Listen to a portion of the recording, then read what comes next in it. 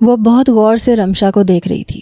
Black designer کرتی پہ Capri, بے نیازی سے ایک کندھے پہ پڑا دوپٹہ، ایش گرے ڈائی، فیدر کٹ بال اسے بہت حسین بنا رہا تھا. پر سامنے بیٹھا شخص، وہ تو اپنے رف سے بے نیاز حلیے میں بھی اتنی طاقت رکھتا تھا کہ کسی کو بھی اپنی ان مقناطیسی آنکھوں سے جکڑ لیتا تھا. رمشا تم یہاں ہو؟ میں سارے گھر میں ڈھونڈ رہی تھی. دعا کا انداز خود بخود تھوڑا تلخ ہوا. ارے یار، مقیت مجھے اپنا میوزک کلیکشن دکھانے کے لیے لائے تھے. میں تو فین ہو گئی ہوں. اس جم میں ہی مقیت کے ورک آؤٹ کے آلات کے ساتھ ساتھ کچھ بکس اور اس کی میوزک لائبریری بھی تھی. رمشا دعا کو یہاں موجود پرانے سنگرز کے نمبرز بتا رہی تھی، مگر دعا کو اس کی آنکھیں روئی ہوئی لگیں. دعا نے اپنا وہم سمجھا. مقیت بہت زیادہ سنجیدہ تھا. وہ کھڑا ہو رہا تھا جب رمشا بھی اس کے ساتھ ہی کھڑی ہو گئی. تم تو اپنے گھر بلا کر بالکل ہی بھول گئی. پہلے کچن میں، بعد میں نمازوں میں بیزی ہو گئی. اچھا بور کیا تم نے. اوکے، اب میں جا رہی ہوں، چلو میرا بیگ وغیرہ دے دو. رمشا نے ہلکا سا شکوہ کیا. زیاد بھائی کہاں آئے ہیں؟ چلو میں اب فری ہو گئی ہوں، اس نے کہا، لیکن اس کا دل چاہ رہا تھا کہ وہ رمشا کو کہیں غائب کر دے. نہیں یار، اب بہت دیر ہو گئی ہے. بھائی کا فون آیا ہے، انہیں 11 بج جائیں گے، اس لیے میں جا رہی ہوں. تم مجھے کیب بک کروا دو. رمشا نے دعا سے کہا. اکیلی کیسی جاؤ گی؟ میں ڈرائیور کو بلا لیتی ہوں. وہ دونوں ابھی کمرے سے باہر نکل رہی تھیں. رمشا، آپ اپنا بیگ لے آؤ، میں ڈراپ کر دیتا ہوں، مقیت نے کہا. آپ کو زحمت ہوگی مقیت، میں کیب پہ. رمشا نے رسمی سا انکار کیا. مجھے کوئی زحمت نہیں ہوگی، بس آپ جلدی آئیں، مجھے دیر ہو رہی ہے. وہ کہتا ہوا دعا کے برابر سے نکلتا چلا گیا، مگر دعا کے چہرے پہ بہت جتاتی ہوئی نظر ڈالنا نہیں بھولا تھا. رمشا بھی اپنا بیگ لینے کے لیے اس کے پیچھے ہی روم سے باہر نکلی. دعا اب اس جگہ کو دیکھ رہی تھی جہاں سے وہ دونوں اٹھ کر گئے تھے.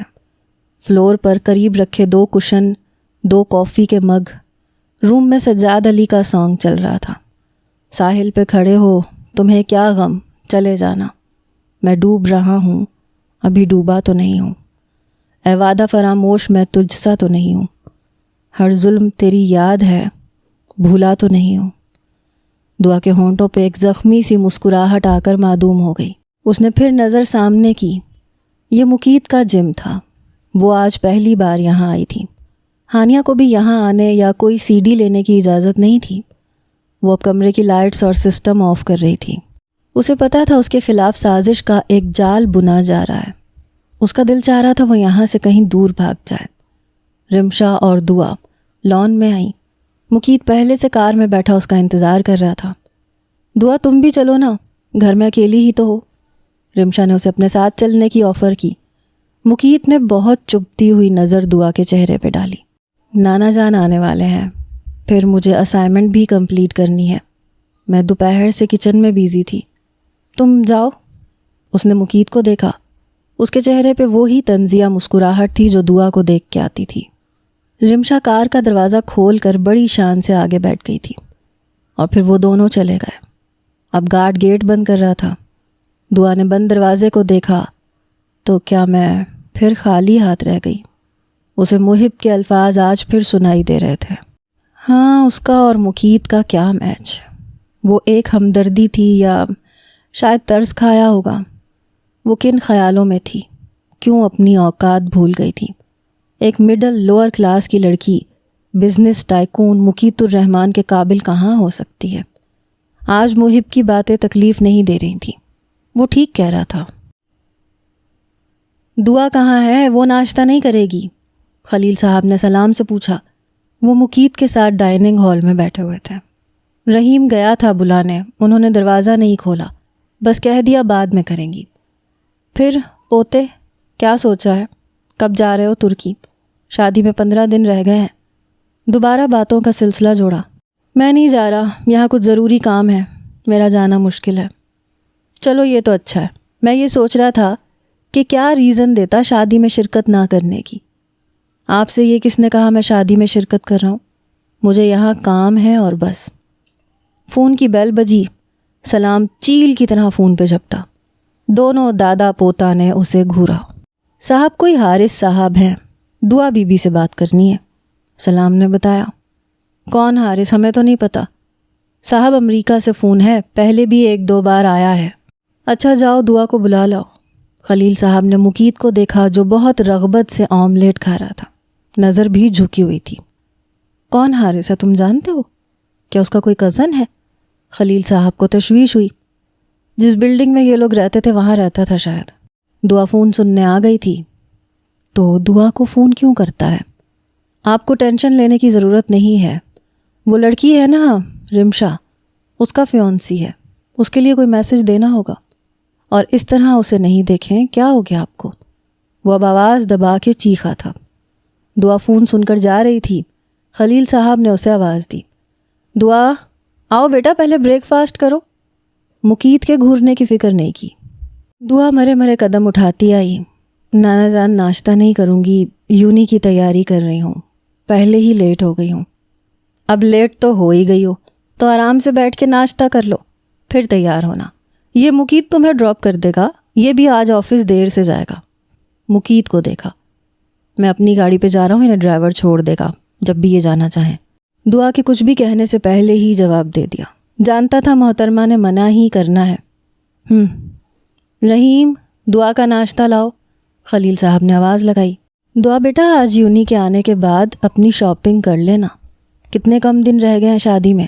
ہانیہ کو کہا ہے میں نے، وہ شام میں آ جائے گی۔ انہوں نے اپنی جیب سے 5,000 والا ایک بنڈل نکالا۔ مقیت کا دل چاہا اپنے بال نوچ لے۔ کتنا سمجھایا تھا اس کی غیر موجودگی میں اکیلے میں بلا کر دینا، مگر وہ ناشتہ کر چکا تھا، پر اس آکورڈ سچویشن کی وجہ سے وہیں بیٹھ گیا۔ سلام کو چائے لانے کا کہا۔ دعا نے پہلے ٹیبل پہ رکھے پیسے دیکھے، پھر ان کا چہرہ۔ نانا جان میرے پاس بہت سارے کپڑے ہیں، میں ان میں سے کوئی سا بھی پہن لوں گی۔ بیٹا تم نزہت کو نہیں جانتی، وہ بہت برانڈ کانشیس ہے۔ اور وہ کیا کہتے ہیں مقیت، وہ شادیوں میں سب ایک جیسے کپڑے پہنتے ہیں۔ مقیت کو دیکھا وہ انہیں گھور رہا تھا۔ خیر جو بھی کہتے ہوں، اب تم سب بچیوں سے الگ کپڑے پہنو گی تو عجیب لگے گا، پھر نزہت نے تمہیں کچھ کہا تو مجھے اچھا نہیں لگے گا۔ پھر بھی یہ بہت زیادہ ہے نانا جان، میں اتنے پیسے نہیں لے سکتی۔ بیٹا جب ہانیہ کے ساتھ جاؤ گی نا تو پتہ چلے گا، وہ اتنے سارے پیسوں میں مشکل سے صرف 3 ڈریسز لائے گی۔ اس سے ہی پوچھا تھا میں نے، تینوں دن کے ڈریس کتنے میں آئیں گے؟ تم بس پیسے اٹھاؤ، یہ میں اپنی خوشی سے دے رہا ہوں، میری بیٹی میرا مان رکھے گی ہے نا۔ بہت محبت سے اسے دیکھا۔ دعا نے خاموشی سے گردن ہلا دی۔ وہ جانتی تھی یہ کس کے پیسے ہیں، اور نانا جان کو کتنی باتیں سننی پڑی ہوں گی۔ ابھی کل ہی تو شادی کی گروسری خریدنے کے لیے کتنی باتیں سنا کر رحیم کو پیسے دیے تھے۔ بیچارے نانا جان کتنے مجبور تھے، جنہیں اس کے سامنے اپنی ہر ضرورت کے لیے ہاتھ پھیلانا پڑتا تھا۔ آنسو ٹیبل پر گر رہے تھے۔ وہ رونے میں اتنی مگن تھی کہ اسے پتہ ہی نہیں چلا تھا۔ نانا جان اٹھ کر جا چکے تھے، اور مقیت چائے پیتے ہوئے بہت فرصت سے اسے روتے ہوئے دیکھ رہا تھا، جیسے اس سے دلچسپ اور کوئی نظارہ نہیں ہے۔ یہ حارث کون ہے؟ اچانک سوال ہوا۔ دعا نے حیرت سے سر اٹھایا۔ جی کیا؟ میں حارث کا پوچھ رہا ہوں، کافی دوستی لگتی ہے تمہاری، ورنہ پڑوس میں صرف رہنے والے کو امریکہ سے روز فون۔ حارث بھائی رمشا کے فیونسی ہیں، غصے سے کہا۔ اور تمہارے کیا ہیں؟ اسی انداز سے پوچھا۔ میرے کیا ہونا ہے، کچھ بھی نہیں ہے۔ رمشا ان سے بات نہیں کر رہی ہے، وہ پتہ نہیں کس وجہ سے منگنی توڑ رہی ہے، اس لیے حارث بھائی مجھے فون کر رہے ہیں کہ میں اسے سمجھاؤں۔ تو تم نے رمشا سے نہیں پوچھا اس وجہ کے بارے میں؟ تمہیں تو بتایا ہوگا رمشا نے، آخر تمہاری سب سے اچھی دوست ہے۔ مقیت کے چہرے پہ مسکراہٹ آئی۔ بے وقوف ہے، ہیرے کو چھوڑ کے جلتے کوئلے سے اپنا ہاتھ جلانا چاہتی ہے۔ دعا وہاں سے جانے کے لیے کھڑی ہو گئی۔ تو تمہیں سمجھانا چاہیے نا، آخر تم سمجھاتی بہت اچھا ہو۔ پیچھے سے آواز دے کے روکا۔ جب انسان خود گڑھے میں گرنے کا سوچ لے تو کوئی کیا کر سکتا ہے۔ وہ وہاں سے بھاگ جانا چاہتی تھی۔ کہیں ایسا تو نہیں کہ آپ سمجھانا ہی نہ چاہتی ہوں اپنی دوست کو؟ آخر سافٹ ویئر انجینئر، امریکہ میں جاب، شاندار مستقبل، رمشا کیوں انکار کرے گی؟ مجھے لگتا ہے ان دونوں کے بیچ کوئی تیسرا بھی ہے۔ تمہیں کیا لگتا ہے اپنے حارث بھائی سے بات کر کے؟ مقیت بات کرتا بالکل قریب آ کے کھڑا ہو چکا تھا، بھائی پہ کافی زور دیا تھا۔ مجھے نہیں پتا ان کے بیچ کون آ گیا ہے۔ مقیت کو غور سے دیکھا۔ بڑی معلومات ہے. اور میں کیوں چاہوں گی کہ یہ رشتہ ختم ہو؟ ان کی منگنی یا شادی سے مجھے کیا مسئلہ ہوگا؟ میں نے تو ایسے ہی سوال کیا، تم تو برا مان گئی. جی نہیں، میں برا کیوں مانوں گی؟ میں نے ابھی حارث بھائی سے یہی کہا ہے کہ دوبارہ یہاں فون نہیں کریں اور رمشا کو سمجھانے کے لیے خالہ جان سے بات کریں. یہ اچھا مشورہ دیا تم نے. گڈ، تم تو واقعی سمجھدار ہو. مقیت نے داد دی مگر انداز وہی مذاق اڑانے والا تھا. دعا نے بہت افسوس سے اسے دیکھا، پھر ہاتھ میں پکڑی رقم جس نے پہلے ہی گردن جھکا دی تھی. میں نے کہیں پڑھا تھا انسان اپنی پہلی محبت نہیں بھولتا. تمہارا کیا خیال ہے، کیا ایسا ہی ہے؟ سوال کرنے کے ساتھ ہی مقیت اس کے دوپٹے سے ڈھکے سر کو ہاتھ سے اونچا کرنے لگا. مجھے نہیں پتا. دعا کی آنکھوں میں دوبارہ آنسو آ گئے. وہ الٹے پاؤں پیچھے کی طرف ہٹی جب مقیت نے بہت نرمی سے اس کا ہاتھ پکڑ کر اسے قریب کیا. کیوں؟ تم نے کبھی کسی سے محبت نہیں کی؟ اس کی آنکھوں میں دیکھا. دعا نے چاروں طرف دیکھا. اسے ڈر تھا کوئی نوکر ادھر نہیں آ جائے. پلیز مجھے چھوڑ دے، جانے دے. آواز حلق میں پھنس رہی تھی. نہ چھوڑوں گا نہ جانے دوں گا. انداز ایک دم بدلا، بہت جتاتا ہوا لہجہ. دعا نے چونک کے اسے دیکھا جس کی گرفت اب سخت ہو چکی تھی. میرا مطلب ہے جب تک جواب نہیں دو گی تب تک. اب بتاؤ نا. مجھے نہیں پتا، میں نے پہلے کسی سے محبت نہیں کی. بے اختیار منہ سے نکلا. اچھا، اور اب بھی نہیں کرتی؟ پہلے سے زیادہ سخت سوال کیا. نہیں، دعا نے اس کی آنکھوں میں دیکھتے ہوئے کہا اور جھٹکے سے اسے دور کیا. وہ اس جھٹکے کے لیے تیار نہیں تھا. ہاتھ چھوٹ گیا. دعا جلدی سے کمرے میں جا کے بند ہو گئی. مقیت بہت دیر تک اس کے بند دروازے کو گھورتا رہا، پھر اپنے روم میں تیار ہونے چلا گیا. دعا کے اوسان خطا ہو رہے تھے. اپنی پوری زندگی میں اس نے اتنی مہنگی شاپنگ نہیں کی تھی. نانا جان نے ٹھیک ہی کہا تھا. ہانیہ نے اسے اتنے پیسوں میں صرف 3 ڈریس اور جیولری دلوائی تھی، اور اب شوز کے لیے وہ اسے کہیں اور لے جانا چاہ رہی تھی. وہ دونوں مال سے نکل کر ہوٹل آئیں. آپ ہی کھانا گھر جا کے کھا لیں گے، بہت دیر ہو گئی ہے. دعا کا دم گھٹ رہا تھا. اپنی کم آئیگی کا احساس بہت شدت سے جاگا تھا. ہوٹل آ کے وہ بہت کنفیوز ہو گئی. اتنے بڑے ہوٹل میں وہ پہلے کب آئی تھی؟ ابھی گھر کہاں، پہلے کھانا کھاتے ہیں، پھر یہاں تھوڑی آگے واکیز ہے. میں نے وہاں اپنے شوز کا آرڈر دیا تھا، وہ لینا ہے. اور تمہارے بھی سینڈلز وہیں سے لے لیتے ہیں، اچھے ہوتے ہیں. ہائے ہانیہ، واٹ اے سرپرائز. آواز پہ دونوں چونکی. اوہ ہائے کامران، کہاں غائب ہو؟ وہ خوش ہوئی. بس یار نیا بزنس ہے. پر تم سناؤ، کزن کی شادی میں اتنی بیزی ہو ایک فون بھی نہیں کرتی. اپنی شادی کی تیاریوں میں تو شاید بھول ہی جاؤ گی. اب ایسا بھی نہیں ہے، ہانیہ ہنسی. چلو خیر، میں تو تھوڑا بیزی ہوں، پھر ملتے ہیں. دعا کی طرف ایک اچٹتی ہوئی نظر ڈالی. گھبرائی ہوئی وہ اپنے ہاتھ مسل رہی تھی. کامران نے حیرت سے اسے دیکھا. تعارف نہیں کروایا تم نے ہانی؟ وہ پورا دعا کی طرف متوجہ ہوا. او ہاں، دعا یہ میرے ماموں کا بیٹا ہے، کامران خان. اور کامران یہ دعا ہے، میری پھپھو کی بیٹی. اوہ نائس ٹو میٹ یو. ان کی شادی ہو رہی ہے؟ ارے نہیں، وہ اسلام آباد والی پھپھو ہے، یہ دوسری پھپھو کی بیٹی ہے. اچھا، ویسے کیا میں آپ 2 حسیناؤں کو ڈنر پہ کمپنی دے سکتا ہوں؟ اچانک ہی پروگرام بدلا. شور، اگر تم ڈنر کا بل دو. ہانیہ نے مطلب کی بات کی، مگر دعا کی حالت بری ہو گئی. وہ پہلے ہی بہت گھبرا رہی تھی. چلیں دے دیں گے بل. بڑی مین ہو تم اپنے اس سڑو کزن کی طرح. پیسوں کے علاوہ کوئی بات کرتے ہی نہیں ہو تم رحمان فیملی والے. ہنس کے مذاق اڑایا. Shut up. اور تمہیں تو کہیں جانا تھا؟ ہاں، پر میں 2 اکیلی حسین لڑکیوں کو چھوڑ کر کہیں نہیں جا سکتا، ہنس کے کہا. دعا کو اس کی آنکھوں سے وحشت ہو رہی تھی. ہانیہ اور کامران باتوں کے ساتھ ساتھ کھانے سے بھی انصاف کر رہے تھے.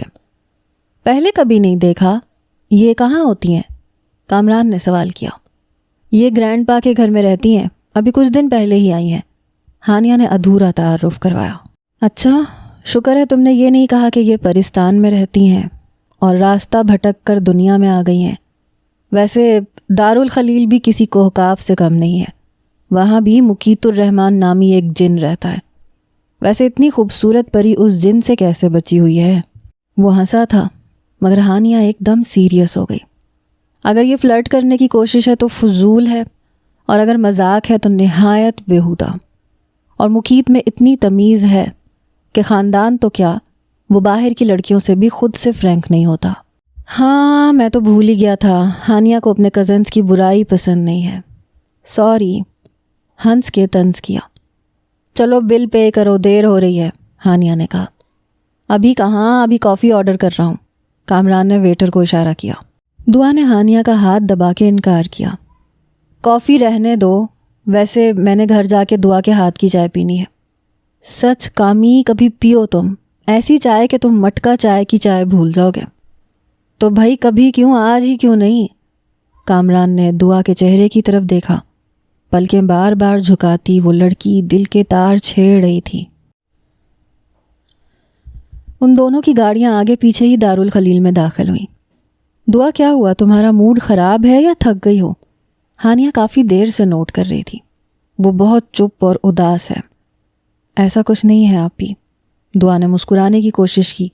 وہ دونوں اندر آئیں، کامران بھی ان کے پیچھے تھا۔ دعا فوراً ہی کچن میں چائے بنانے چلی گئی۔ وہ جلدی سے چائے بنا کے اپنے روم میں جانا چاہتی تھی۔ ان دونوں کے ہنسنے اور باتیں کرنے کی آواز کچن تک آ رہی تھی۔ وہ چائے بنا کے لائی۔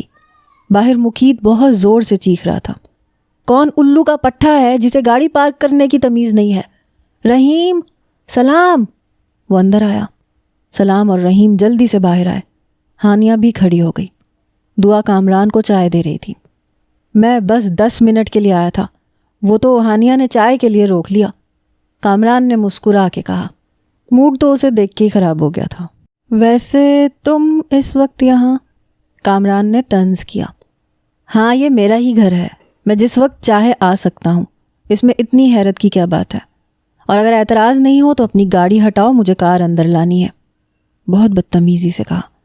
ہاں کامی، رحیم کو چابی دے دو، وہ ہٹا دے گا۔ ہانیہ کو بیچ میں بولنا ہی پڑا۔ نہیں یار، بس میں جا رہا ہوں، مجھے اچھا نہیں لگا کہ تم دونوں لڑکیاں رات کو اکیلی آ رہی تھیں، تو میں گھر تک آ گیا۔ کیا کروں، پٹھان ہوں، عورت کی بہت عزت کرتا ہوں، چاہے کزن ہو یا کزن کی بھی کزن ہو۔ ہنس کے کہا۔ دعا نے ڈر کے مقیت کو دیکھا۔ وہ دعا کے برابر میں بیٹھا رہا۔ دعا کا ہاتھ کپ کپ آیا، اس نے چائے کا کپ ٹیبل پہ رکھ دیا۔ ہانیہ نے گھور کے کامران کو دیکھا، وہ بڑے مزے سے چائے پی رہا تھا۔ مقیت نے دعا کا کپ اٹھا کے چائے کا گھونٹ لیا، پھر کامران سے کہا، نیلما نہیں آئی تمہارے ساتھ؟ میرا میسج دینا اسے، انگیجمنٹ کے بعد کیا پرانے دوستوں کو بھی بھول گئی؟ ویسے اس کا نمبر وہی ہے یا چینج کر لیا ہے؟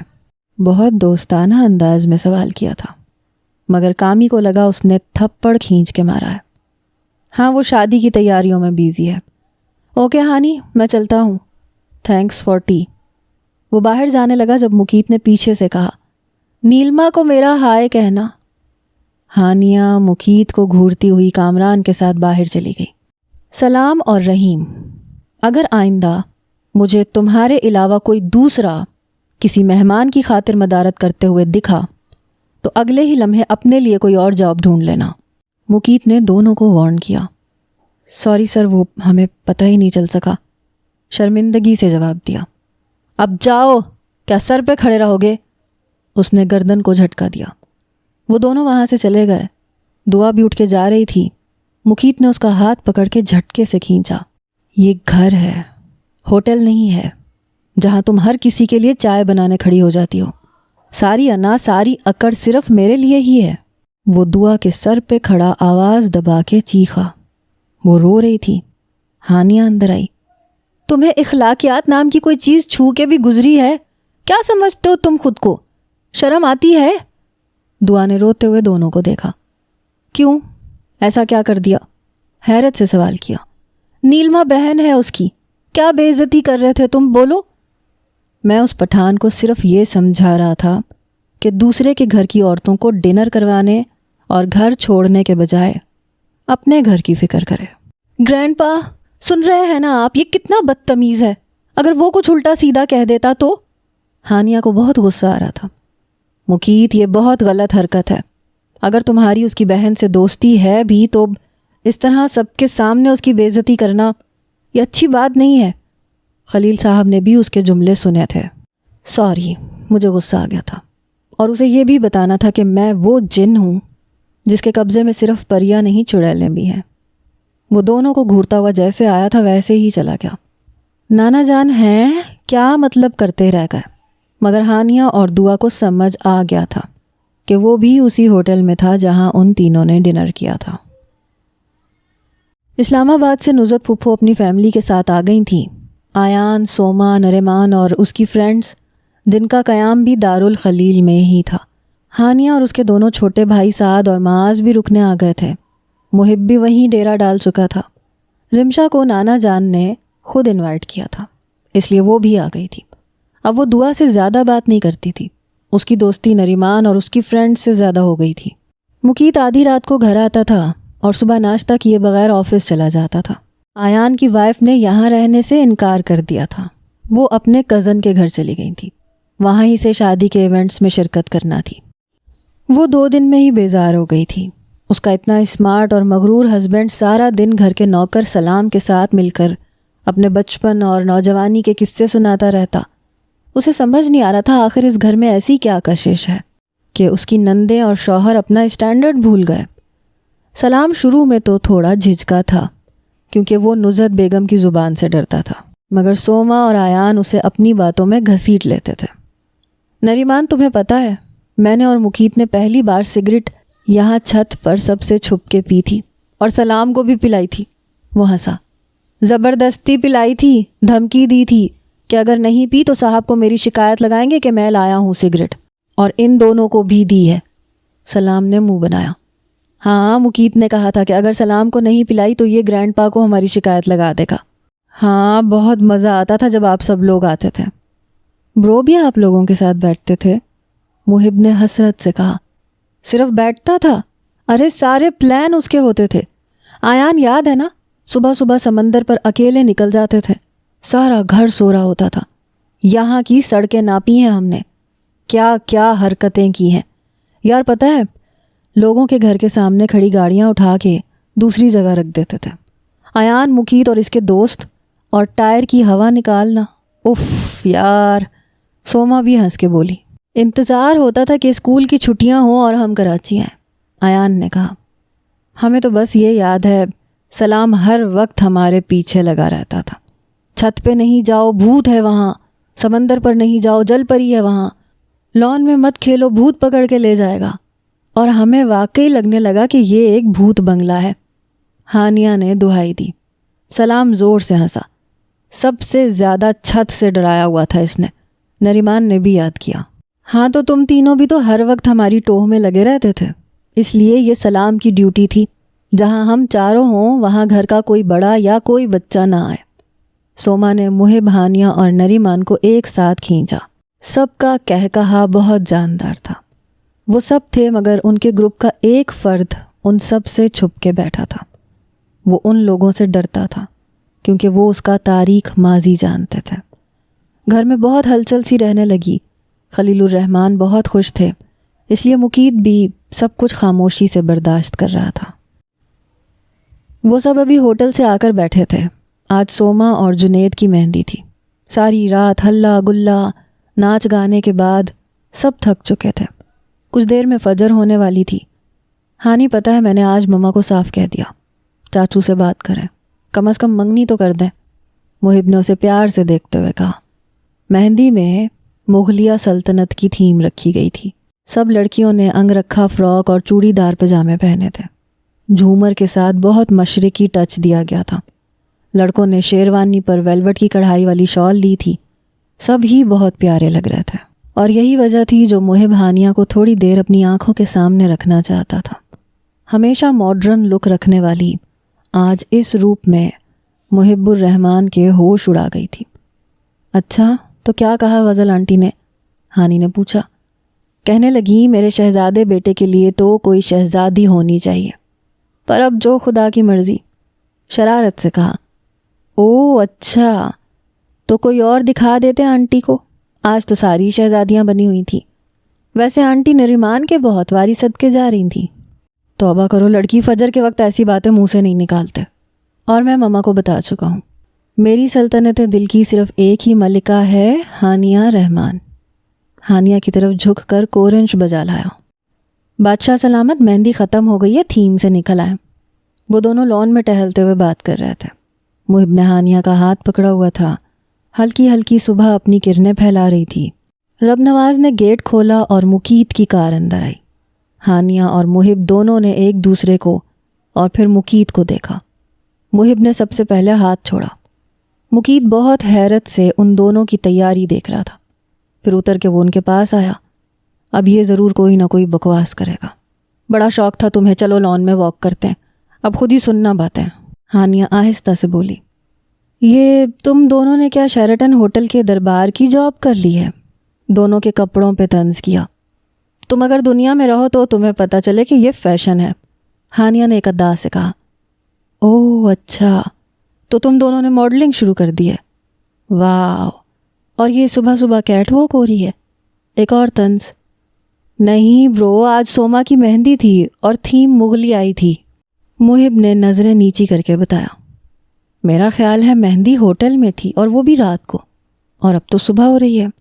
تم دونوں ابھی تک کارٹون کیوں بنے ہوئے ہو؟ محب، ٹائم دیکھا ہے تم نے؟ کیا بالکل ہی دماغ نے کام کرنا چھوڑ دیا ہے؟ اندر جاؤ فوراً۔ دونوں تیزی سے اندر گئے۔ ہاں، خود کو ہر چیز کی اجازت ہے نا، یہ تم اتنا ڈرتے کیوں ہو اس سے؟ پوچھتے نا، خود کیا سیدھا مسجد سے فجر پڑھ کے آ رہا ہے؟ ہانیہ کو بہت غصہ آیا جو محب پہ اتر رہا تھا۔ ہانی برو ٹھیک کہہ رہے ہیں، اگر کوئی اور لان میں اس ٹائم آ جاتا تو سوچو ہمیں وہاں دیکھ کے کیا کہتا۔ ہاں تو تمہیں ہی شوق ہو رہا تھا، میں تو اتنا تھکی ہوئی تھی فوراً سونا تھا میں نے، لے کے ذلیل کرا دیا اس چنگیز خان سے۔ وہ بھی اور سناتی مگر مقیت اپنے روم سے باہر آیا۔ وہ کچن میں جا رہا تھا۔ ہانیہ بھاگ کے اپنے کمرے میں چلی گئی۔ محب بھی گرینڈ پا کے روم میں گھس گیا۔ پاگل ہیں دونوں، اب وہ ہنس رہا تھا۔ اچھا تو مغلیائی تھیم تھی، پتہ نہیں وہ مغلیہ سلطنت کی آخری ملکہ عالیہ آج کیسی لگ رہی ہوں گی۔ مزاج تو ویسے ہی شاہانہ ہے، آج تو غضب ڈھا رہی ہوگی۔ نماز کے لیے پتہ نہیں اٹھی ہے یا نہیں، کیا اٹھا دوں؟ ثواب کا کام ہے۔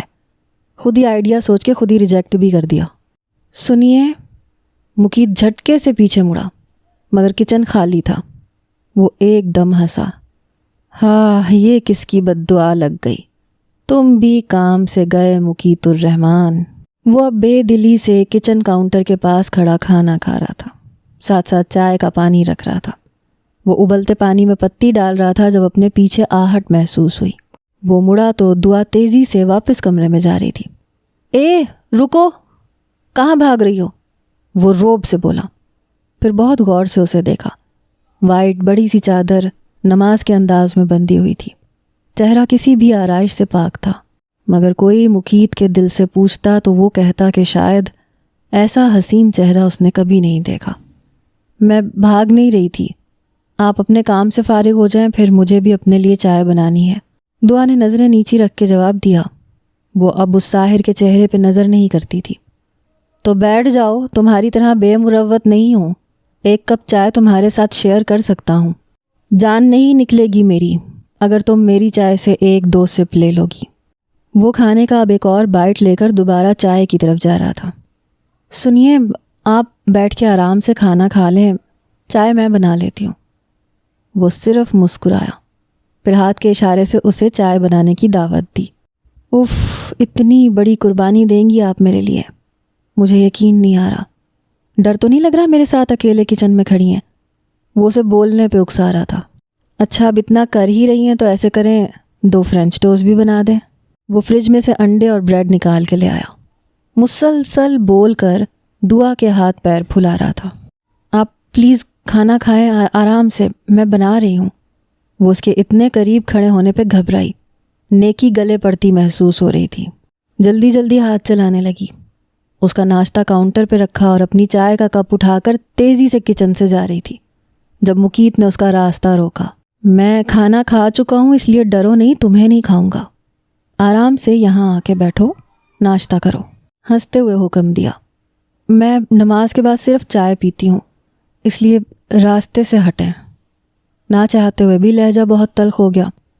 مقیت کے ہنستے ہوئے چہرے سے مسکراہٹ ایک دم غائب ہوئی اور وہ اس سے پہلے کچن سے چلا گیا۔ دعا نے بہت افسوس سے ناشتے کی ٹرے اور بچا ہوا ٹھنڈا سالن اور روٹی دیکھی۔ اپنے رویے پہ افسوس ہوا، پر یہ ان تکلیف دہ باتوں سے کم تھا جو آج کل اس گھر میں ہو رہی تھیں۔ وہ اپنی چائے کا کپ بھی سنک پہ رکھائی۔ دعا اپنے کمرے میں بیٹھی رو رہی تھی۔ نیند تو اب ویسے بھی آنکھوں سے روٹ چکی تھی۔ اس کے سامنے مقید کی وائٹ شرٹس کا ایک ڈھیر لگا تھا، جنہیں کل اس نے بہت دل جمی سے آئرن کیا تھا، پر پتہ نہیں کیوں وہ ابھی تک انہیں اپنے کمرے میں ہی ہینگ کیے ہوئے تھی۔ شاید کوئی دھوکہ تھا جو وہ خود کو دے رہی تھی۔ آج سنڈے تھا، اس لیے مقید جلد آفس بھی نہیں جا سکتا تھا۔ سارے گھر والے رات دیر تک جاگنے کی وجہ سے ابھی سو رہے تھے۔ وہ گرینڈ پا کے روم میں ان کی گود میں سر رکھ کے لیٹا ہوا تھا۔ محب برابر والے تکیے پہ سر رکھے بے خبر سو رہا تھا۔ خلیل الرحمن نے مسکرا کے اپنے دونوں پوتوں کو دیکھا۔ تھوڑی دور میٹرس پر سعد اور معاذ سو رہے تھے۔ خلیل الرحمن کے 4 پوتے۔ ان کے دوست انہیں بیوقوف کہتے تھے، جنہوں نے اپنا سب کچھ اپنے بچوں کے نام کر دیا تھا اور اس کھنڈر میں اکیلے رہتے تھے جہاں ان کے بچے جھانکنا بھی پسند نہیں کرتے تھے۔ لیکن مقید کے بالوں میں انگلیاں چلاتے ہوئے وہ سوچ رہے تھے کہ کیا ان سے زیادہ خوش نصیب کوئی دادا ہو سکتا ہے۔ وہ اپنے وقت کے بہت کامیاب بزنس مین تھے۔ یہ ان کی زندگی کی آخری بزنس ڈیل تھی جس کا منافع اب مرتے دم تک ان کے ساتھ رہنا تھا۔ سلام کو انہوں نے اپنا ناشتہ لانے کا کہا۔ کیا بات ہے پوتے، آج اداس ہو؟ اس کے سلکی بالوں کو ماتھے سے ہٹایا۔ نہیں، کوئی اداس وداس نہیں، اس نے بند آنکھوں سے ہی جواب دیا۔ پھر اتنا چپ کیوں ہے؟ صبح تیری کڑوی زبان سے طنز نہ سنوں تو لگتا ہے شوگر لیول بڑھ گیا۔ وہ اسے بولنے پہ اکسا رہے تھے، جو ضرورت سے زیادہ چپ تھا۔ ہاں بڑھنے دیں، سلام بتا رہا تھا کہ آپ کی شوگر لو آئی تھی۔ گود سے سر نہیں اٹھایا بلکہ چہرہ اب کروٹ لے کے چھپا لیا۔ اچھا آج سوما کی بارات ہے بیٹا، آج ضرور شرکت کر لینا، سب تمہارا بہت پوچھتے ہیں۔ سلام ناشتہ لے آیا تھا مگر مقید گود سے ہٹنے کا نام نہیں لے رہا تھا۔ یار یہ ٹرالی ادھر ہی لے آؤ، خلیل صاحب نے سلام سے کہا۔ سلام نے اشارے سے مقید کے بارے میں پوچھا مگر انہوں نے کندھے اچکا دیے۔ سلام، میں نے تم سے کہا تھا میری نئی اور پرانی ساری وائٹ شرٹس مکس ہو گئی ہیں، انہیں الگ کر دو اور آئرن بھی کروا دو، بہت مشکل ہوتی ہے روز صبح آفس جاتے ہوئے۔ اس نے لیٹے ہوئے ہی سلام کو مخاطب کیا۔ جی وہ تو صاحب نے دعا بی بی سے کہا تھا، انہوں نے کل ہی رحیم سے آپ کی ساری شرٹس اپنے روم میں منگوا لی تھی۔ وہ ایک دم سیدھا ہوا۔ اپنے روم میں؟ کیا مطلب؟ یعنی وہ محترمہ میرے روم میں بھی نہیں آ سکتی کسی کام کے لیے؟ اور اگر آپ اس سے میرے کمرے کی صفائی کا کہہ دیتے تو کیا وہ کر دیتی؟ حد ہے، آپ اس ملکہ عالیہ سے میرے کام کا نہ کہا کریں۔ وہ جھنجھلایا۔ ایسا نہیں ہے بیٹا، دراصل گھر میں بہت مہمان تھے تو خلیل صاحب کو ایک دم کوئی بہانہ بھی سمجھ میں نہیں آیا۔ بس رہنے دیں آپ۔ مقید کا موڈ کچھ اور زیادہ خراب ہوا۔ صبح کا منظر ایک بار پھر آنکھوں کے سامنے آیا۔ سلام تم دعا سے پوچھو مقید کی شرٹس کا، اور پوتے تم یہ سب باتیں چھوڑو، یہ بتاؤ بارات میں آ رہے ہو نا؟ ابھی کچھ کہہ نہیں سکتا، آپ کو پتہ ہے سنڈے کو لیبرز کے ساتھ ہوتا ہوں اور آج تو دونوں فیکٹریوں کا وزٹ ہے اور کل صبح مجھے اسلام آباد جانا ہے، میٹنگ ہے، تو شاید نہیں آ سکوں۔ اور یہ آپ سوما کی بارات کی فکر چھوڑیں، اگلے ہفتے آپ میری شادی کی تیاری کریں۔ ماں باپ کو تو کوئی فکر ہے ہی نہیں، آپ ہی کچھ خیال کر لیں۔ جوان لڑکا ہوں، ہاتھوں سے نہ نکل جاؤں۔ وہ ہنس کے بولا تھا۔ اگلے ہفتے؟ کیا پاگل ہو گئے ہو، اتنی جلدی کیسے ہوگی؟ انہوں نے حیرت سے کہا۔ کیوں، آپ کو کیا کرنا ہے؟ گھر کو تو آپ دلہن کی طرح سجا ہی چکے ہیں، سب کچھ تو پہلے سے طے ہے، میں تو بس ڈیٹ دے رہا ہوں۔ نیکسٹ سنڈے پہ میری شادی ہے، آپ بتا دیں سب کو۔ مقید نے بات ہی ختم کر دی۔ دعا کے ہاتھ سے چائے کی ٹرے گرتے گرتے بچی۔ وہ وہیں دروازے کے پاس جم کے کھڑی ہو گئی۔ محب جو اتنی دیر سے سونے کی ایکٹنگ کر رہا تھا، وہ اب حیرت سے گرینڈ پا اور مقید کو دیکھ رہا تھا۔ آئیں دعا بی بی، چائے جلدی لے آئیں ورنہ تھوڑی دیر اور لگی تو مقید بابا نے اپنا ولیمہ بھی کھڑکا دینا ہے، سلام نے ہنس کے کہا۔ گرینڈ پا مقید کو بہت عجیب نظروں سے دیکھ رہے تھے، جو یہ سب کہنے کے بعد اب ان سے نظر بھی نہیں ملا رہا تھا۔ وہ اب اٹھ کے بیٹھ گیا تھا، ہاتھ سے اپنے بکھرے بال سیٹ کرتے ہوئے پا کو اگنور کر رہا تھا، جن کی نظریں اس پہ جمی ہوئی تھیں۔ دعا نے سب کو چائے دی، کپ کپاتے ہاتھوں سے مقید کے آگے بھی کپ کیا۔ نو تھینکس، اس نے گھورتے ہوئے کہا۔ چائے تو پی لو، ناشتہ بھی نہیں کیا، خلیل صاحب نے کہا۔ مجھے ان کے ہاتھ کی چائے پسند نہیں ہے۔ پی لوں تو پھر سارا دن حلق کڑوا رہتا ہے۔ وہ کہتا ہوا کھڑا ہو گیا۔ اور پا، میری بات کو مذاق مت سمجھیے گا، اگلے سنڈے میں شادی کر رہا ہوں۔ وہ کہتا ہوا کمرے سے چلا گیا۔ گرینڈ پا، اس کا مطلب ہے برو اپنے لیے کوئی لڑکی پسند کر چکے ہیں۔ محب کی تو خوشی کی کوئی انتہا ہی نہیں تھی، جلدی سے یہ خبر ہانیہ کو سنانی تھی۔ لڑکی تو ظاہر ہے کوئی پسند کر ہی لئی ہے، جبھی تو سنڈے کو شادی کا کہہ رہے ہیں۔ پر صاحب جی، لڑکی ہے کون؟ کیا آپ سے پہلے کوئی ذکر کیا ہے؟ سلام نے بہت اہم سوال اٹھایا۔ محب نے بھی خلیل صاحب کو دیکھا، مگر خلیل الرحمن دور خلا میں کچھ گھور رہے تھے۔ پھر انہوں نے دروازے کی طرف دیکھا جہاں سے دعا سر جھکا کے جا رہی تھی۔ ایک ٹیس سی دل میں اٹھی تھی۔ کیا شادی؟ اور وہ بھی آنے والے سنڈے کو؟ مگر کس سے؟ ہانیہ زور سے چیخی۔ آہستہ، گرینڈ پا نے کہا ہے ابھی کسی کو نہیں بتانا، پہلے وہ بڑوں کو بتائیں گے۔ محب نے اسے چپ کروایا۔ پھر بھی کوئی نام تو بتایا ہوگا اس نے، کہیں دعا تو نہیں؟ ہانیہ نے اندازہ لگایا۔ تمہاری سوئی ابھی تک دعا پہ ہی اٹکی ہوئی ہے۔ حد ہے یار، اگر دعا ہوتی تو گرینڈ پا اور سلام کو تو پتہ ہوتا، مگر سلام تو خود پوچھ رہا تھا۔ تم مجھے یہ بتاؤ، کوئی ایسی اپنی بیٹی کی ایک ہفتے کے شارٹ نوٹس پہ شادی کر دے گا؟ بولو۔ ہانیہ نے ایک اور پوائنٹ اٹھایا۔ برو نے یہ نہیں کہا کہ رشتہ لے کے جانا ہے یا شادی کی تیاری کرنی ہے، انہوں نے کہا ہے سب کچھ وہ پہلے ہی طے کر چکے ہیں، بس آپ سب کو بتا دیں۔ محب نے پوری بات بتائی۔ یعنی سب کچھ پہلے سے طے ہے محب؟ کہیں اس نے پہلے سے شادی وادی تو نہیں کر رکھی؟ جس طرح یہ پوری رات باہر گزارتا ہے۔ اور اس کی زبان کو بریک لگا۔ محب اسے گھور رہا تھا۔ برو ایسے نہیں ہے، ہو سکتا ہے وہ کسی کو پسند کرتے ہوں اور ان لوگوں سے بات پہلے سے طے کر لی ہو۔ وہ کوئی کام کرنے سے پہلے بتاتے نہیں ہیں۔ جب انہوں نے اپنا الگ بزنس سٹارٹ کیا تھا تو سب کو ایک دن پہلے بتایا تھا کہ کل ان کی فیکٹری کی اوپننگ ہے، اس سے پہلے تو کسی کو پتہ ہی نہیں تھا۔ محب نے یاد کیا۔ ابھی کہاں ہے؟ بات تو کرو اس سے، ذرا لڑکی کون ہے پوچھو تو۔ ہانیہ نے ہنس کے کہا۔ آفس گئے ہیں اور گرینڈ پا کو کہہ کے گئے ہیں کہ کل صبح اسلام آباد جا رہے ہیں۔ کیا ہنی مون منانے؟ ہانیہ نے محب کو چڑھایا۔ ایک دن کے لیے جانا ہے، میٹنگ ہے۔ ڈیڈ کو جانا تھا پر وہ سوما کی بارات کی وجہ سے نہیں جا رہے تھے، اس لیے برو جائیں گے، محب نے جتایا۔ اچھا ویسے یہ بھی ہو سکتا ہے کل کوئی لڑکی اس کے ساتھ آ رہی ہو اور وہ تایا ابا سے کہے ڈیڈ یہ آپ کی بہو ہے، سویٹ ہارٹ سب کو سلام کرو، یہ سب تمہارے چھوٹے بہن بھائی ہیں۔ ہانیہ نے کہا۔ محب تھوڑی دیر تو ہانیہ کو گھورتا رہا، پھر خود بھی اس کے ساتھ مل کے ہنسنے لگا۔ پھر سوما کی بارات اور ولیمہ بھی ہو گیا، مگر خلیل صاحب کسی سے کچھ بھی نہ کہہ سکے۔ ولیمے سے واپسی پہ وہ سوچ رہے تھے کہ آج لازمی بات کرنی ہے۔ ولیمہ آج کل کے ٹرینڈ کے مطابق شام میں ہوا تھا۔ اب وہ سب لوگ دارالخلیل واپس آ کے اپنی اپنی منزل پہ جانے کی تیاری کر رہے تھے۔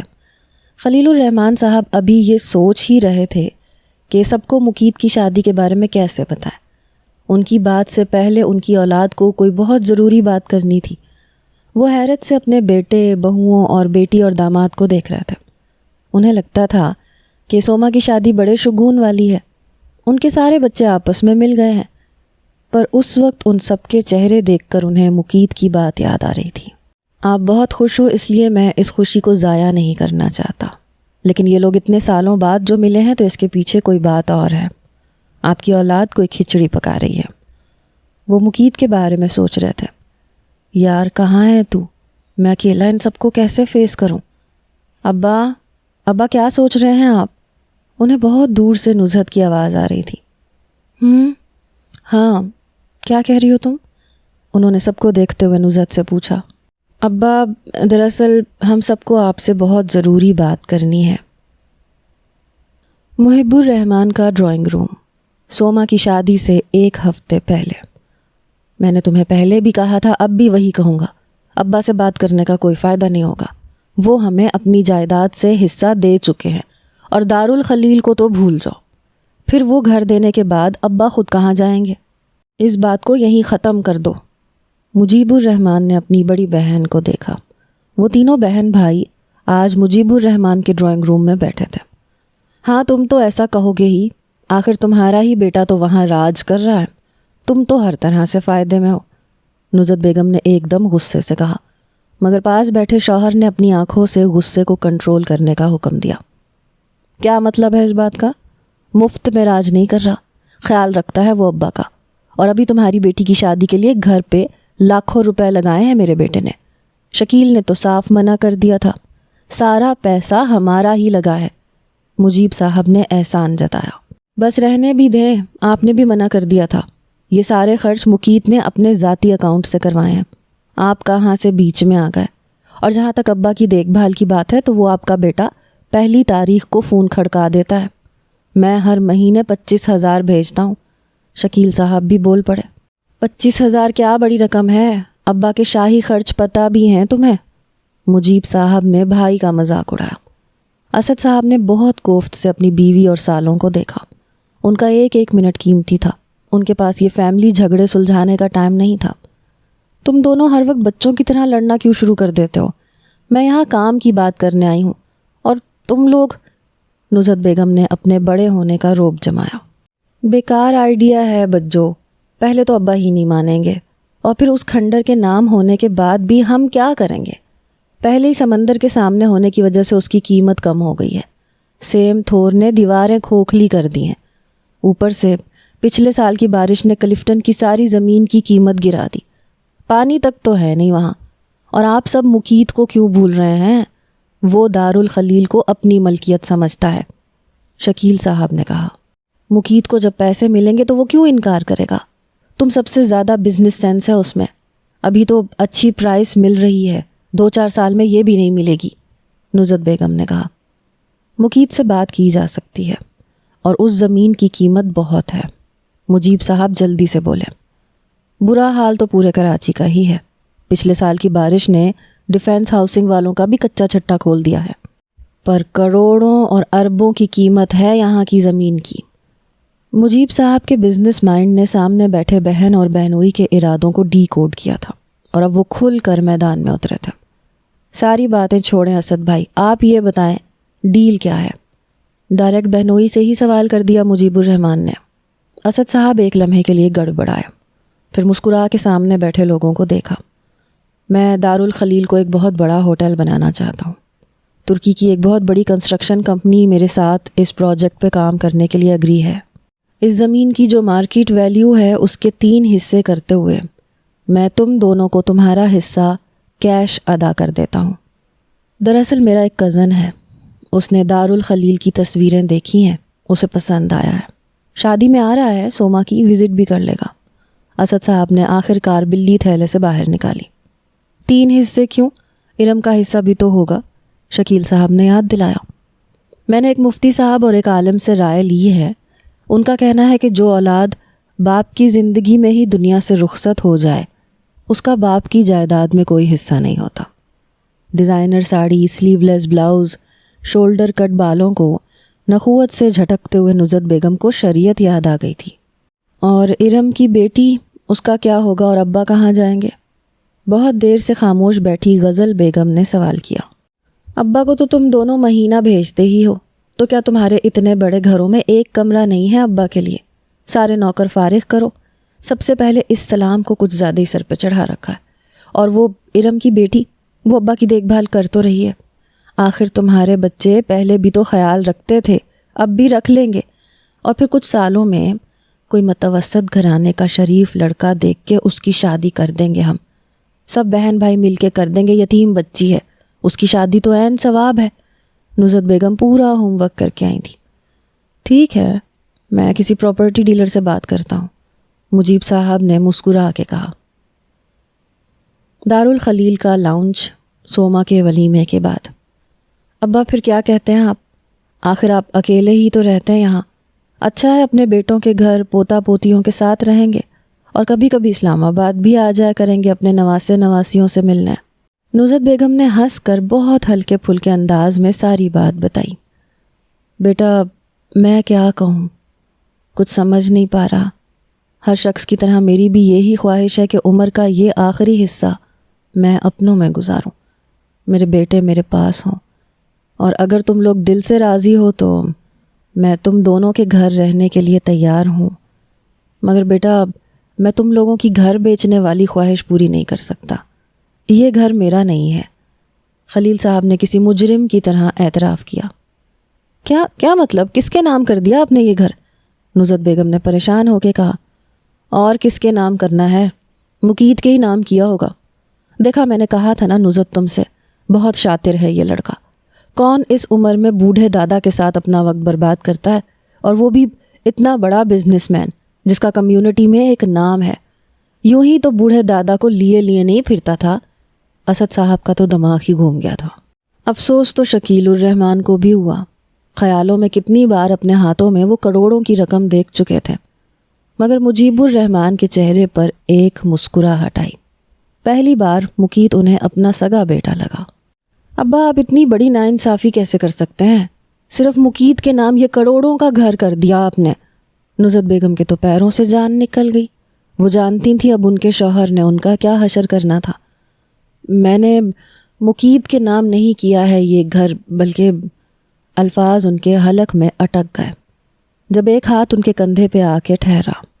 آنکھوں میں نمی لیے وہ سلام تھا جو انہیں پانی پلا رہا تھا.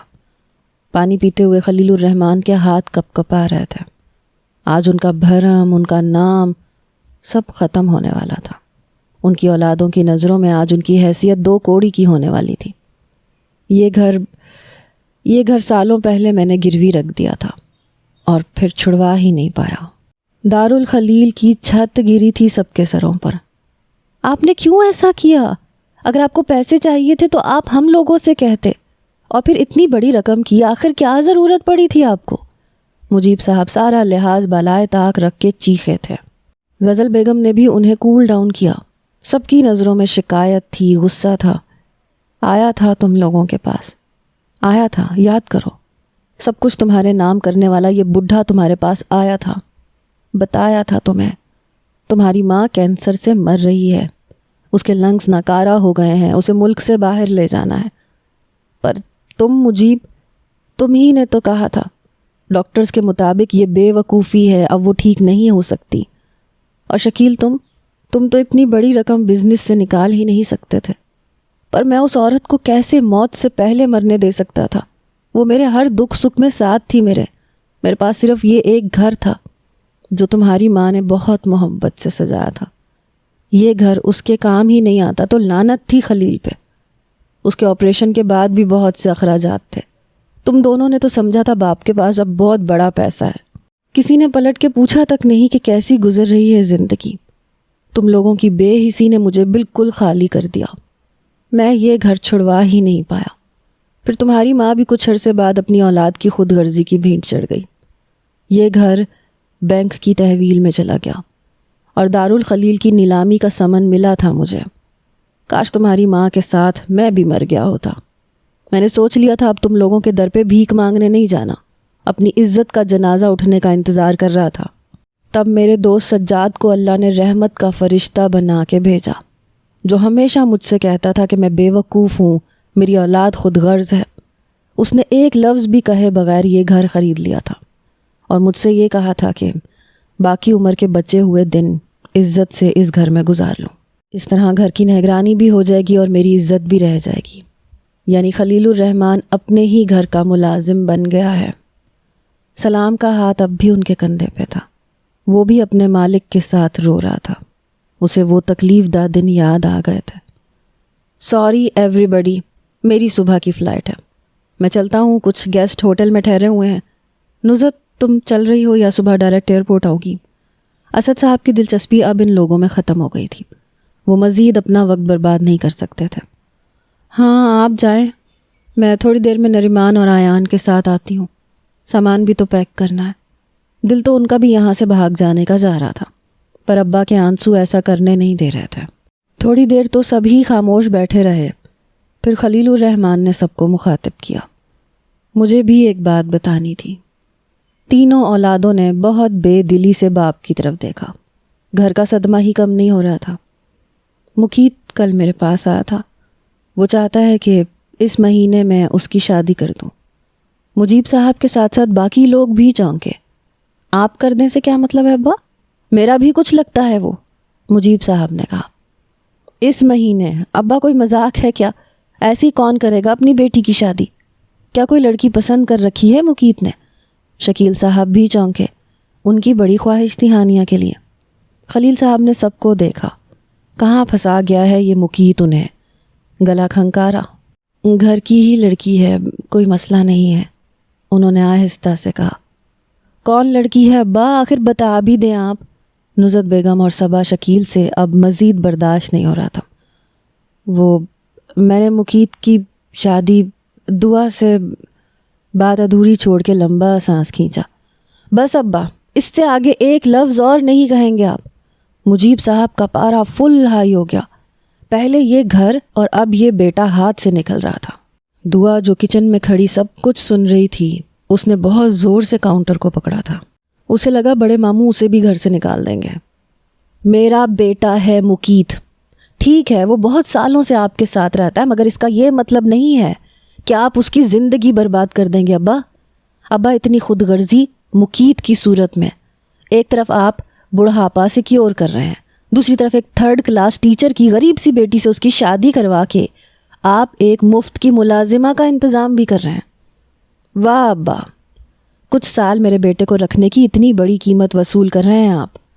پہلے آپ نے ہانیہ کے لیے کہا، میں راضی نہیں تھا، پھر بعد میں آپ نے کہا نہیں مقیت تو ہانیہ کے لیے محب کا کہہ رہا ہے۔ میں چپ ہو گیا۔ مگر نواز کی بیٹی تو ہرگز نہیں ابا، بھول جائیں، میں نے ٹھیکہ نہیں لیا ہے سارے جہان کے ناکارہ لوگوں کی بیٹیاں اکٹھی کرنے کا۔ مجیب صاحب کے جو منہ میں آ رہا تھا بول رہے تھے۔ یہ ناکارہ لوگوں سے کیا مطلب ہے آپ کا؟ اگر میں چپ ہوں تو آپ بولتے ہی چلے جائیں گے۔ سنبھال کے رکھیں اپنے بیٹے کو، مجھے بھی قبول نہیں ہیں آپ کے دونوں آوارہ بیٹے۔ شکیل صاحب بھی غصے ہوئے، مگر صبا شکیل نے اپنی جگہ پہلو بدلا۔ وہ اپنی بیٹی کی خواہش اچھے سے جانتی تھی۔ خلیل صاحب نے کچھ کہنے کے لیے منہ کھولا، مگر مجیب صاحب نے چیخ کے کہا، ہاں ٹھیک ہے، رکھو اپنی بیٹی اپنے پاس۔ میرے بیٹوں کے لیے بڑے بڑے بزنس مین اپنی بیٹیوں کی آس لگا کے بیٹھے ہیں۔ ابا مجھے منظور نہیں ہے آپ کا فیصلہ، نہ مقیت کے لیے دعا اور نہ محب کے لیے ہانیہ۔ بات ختم۔ مجیب صاحب نے ہاتھ جھاڑے، مگر ابا مجھے اپنے دونوں بیٹوں کے لیے یہ رشتے منظور ہیں۔ شکیل، میں تم سے ہاتھ جوڑ کر ہانیہ کا رشتہ مانگتی ہوں، انکار نہیں کرنا، اس میں ہمارے بچوں کی خوشی ہے۔ اور ابا ظاہر ہے آپ اتنی بڑی بات مقیت کی مرضی کے بغیر نہیں کہہ سکتے، اس لیے ہم اس پہ بھی راضی ہیں۔ غزل بیگم نے مجیب صاحب کو بہت گھورتے ہوئے کہا، تم ہوتی کون ہو مقیت کے بارے میں کوئی فیصلہ کرنے والی؟ تم پہلے سے ہی اس کی زندگی برباد کر چکی ہو، تمہاری وجہ سے وہ یہاں آ کے رہ رہا ہے۔ مجیب صاحب نے ان کی اوقات یاد دلائی۔ ہاں میں بے وقوف تھی جو اسے اپنا سب سے بڑا دشمن سمجھتی تھی۔ یہ اس کے جانے کے بعد پتہ چلا مجھے کہ اس کی وجہ سے ہی میں تم جیسے وحشی سے بچی ہوئی تھی۔ تم مجیب الرحمن وہ گدھ ہو جو اپنے بزنس کے لیے اپنی اولاد تو کیا بیوی کو بھی داؤ پہ لگا دو۔ یہ مقیت ہی ہے جو آج تک ایک بیٹے کی طرح میری حفاظت کرتا رہا۔ غزل بیگم ہانپ گئی۔ خلیل الرحمن کا سر جھکا ہوا تھا۔ مقیت کا ہر لفظ انہیں آج یاد آ رہا تھا۔ مجیب صاحب کی گالیاں اب گھر میں گونج رہی تھیں۔ پھر وہ گھر سے نکلتے ہی چلے گئے۔ ابا آپ ایک بار پھر سوچ لیں، اگر یہ مقیت کا فیصلہ بھی ہے تو اسے سمجھائیں۔ یہ لڑکی کسی بھی طرح مقیت کے قابل نہیں ہے۔ اس کی شادی کسی اس جیسے ہی خاندان کے لڑکے سے میں کروا دیتی ہوں۔ پر ابا یہ مڈل کلاس لڑکیاں، یہ ہمارے سیدھے سادے بچوں کو اپنی اداؤں سے لبھاتی ہیں۔ یہ دوپٹہ اپنے گرد لپیٹنے والی ایسے ہی لڑکوں کو اپنے گرد لپیٹ لیتی ہیں۔ آپ اس لڑکی کو جانتے ہی کتنا ہے ابھی 3 مہینے پہلے تک کوئی نام بھی نہیں جانتا تھا۔ ہو سکتا ہے مقیت اس لڑکی کے ہاتھوں بلیک میل ہو رہا ہو، ورنہ 1 مہینے میں شادی کا کون کہتا ہے ابا؟ آخر اکیلے ہی تو ہوتے ہیں وہ دونوں اپنے اپنے کمروں میں۔ نزہت بیگم جب بولنے پہ آئیں تو دعا کے پر خچے اڑا گئی۔ دعا کچن کے فرش پر گھٹنوں کے بل گری رو رہی تھی۔ رحیم نے اس مظلوم لڑکی کو بہت ترہم بھری نظروں سے دیکھا، جس کے کردار کی وہ قسم کھا سکتا تھا، مگر اتنے اپنوں میں کوئی اس عورت کی زبان بند نہیں کروا رہا تھا جو اس لڑکی کی سگی خالہ تھی۔ خلیل صاحب نے بہت خاموش نظر اپنے بہت امیر خاندان کے اخلاقی طور پر دیوالیہ لوگوں پہ ڈالی اور سلام کا کندھا پکڑ کے کھڑے ہونے کی کوشش کی۔ مگر گھٹنوں نے ساتھ دینے سے انکار کر دیا۔ بہت بے بس نظر سلام پہ ڈالی۔ سلام نے جلدی سے آگے بڑھ کے انہیں سہارا دیا، انہیں اٹھا کے کمرے میں لے گیا۔ گھر کا ماحول عجیب سوگوار سا ہو گیا تھا۔ دعا اپنے کمرے میں چھپی بیٹھی تھی۔ نصرت بیگم کے الزامات اور مقیت کی شادی کی جلدی سے سب گھر والوں کی نظروں میں وہ مشکوک ہو چکی تھی۔ وہ بھی عشاء کی نماز پڑھ رہی تھی کہ اسے ہانیہ کے زور زور سے چیخنے اور پھر بہت سے لوگوں کے بھاگنے کی آواز آئی۔ ہانیہ کسی کو مدد کے لیے بلا رہی تھی۔ دعا نے جلدی سے نماز پوری کی اور باہر آئی۔ محب اور سلام خلیل الرحمن صاحب کو ایمبولینس میں لٹا رہا تھا۔ ہانیہ بہت رو رہی تھی۔ وہ دعا سے کچھ کہہ رہی تھی۔ نریمان، آیان، محب، ہانیہ سب بھاگ بھاگ کے اپنی اپنی گاڑیوں میں بیٹھ رہے تھے۔ رحیم دعا سے کچھ کہنے کے لیے آگے بڑھا، مگر پھر دعا نے خود کو رحیم کے پیچھے چلتے پایا۔ وہ دعا کا ہاتھ پکڑ کے لایا اور ہانیہ کی گاڑی میں بٹھا دیا۔ کوئی کہہ رہا تھا گرینڈ پا کو ہارٹ اٹیک ہوا ہے، فوراً سے مقیت سے رابطہ کرو، گرینڈ پا اسے بلا رہے ہیں۔